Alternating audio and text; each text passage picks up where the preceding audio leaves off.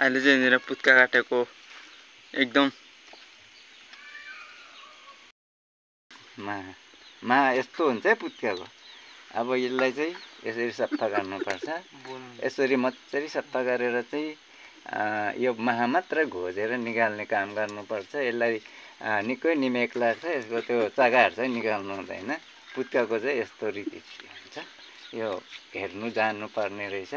यसलाई हामीले 1986 सालदेखि नै मैले यस्तो पुत्का पाल्न थालेको।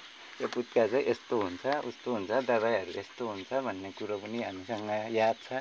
ले गर्दाखेरि तपाईँहरू दर्शकबिनले पनि यसो हेरिदिनु भएर फेसबुकमा तपाईँहरूले पनि जानिराख्नुहोस् भनेर हामीले चाहिँ यस्तो फेसबुक गरेको हो। यो माहा अब म यसरी निकाल्छु। यहाँ हेर्नुहोस् है, मेरो आफ्नै त्यो पालेको पुत्का हो। अब पुत्का घोजेको चाहिँ हेर्नुहोस् है, घाइला हो यो चाहिँ घाइला। एकदम ढाँट्नु पनि पाउँदैन। हामीले तपाईँहरूलाई स्पष्ट रूपले नै देखाइरहेको छु। यस्तो गर्नु उस्तो गर्नु है।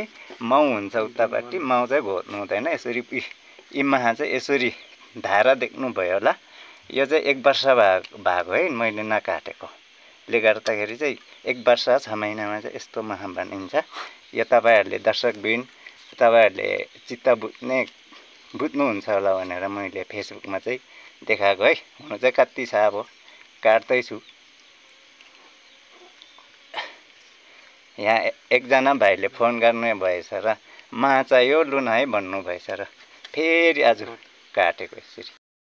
उतोबाट पनि बनाउँछ कि एकपाटी मात्रै अनि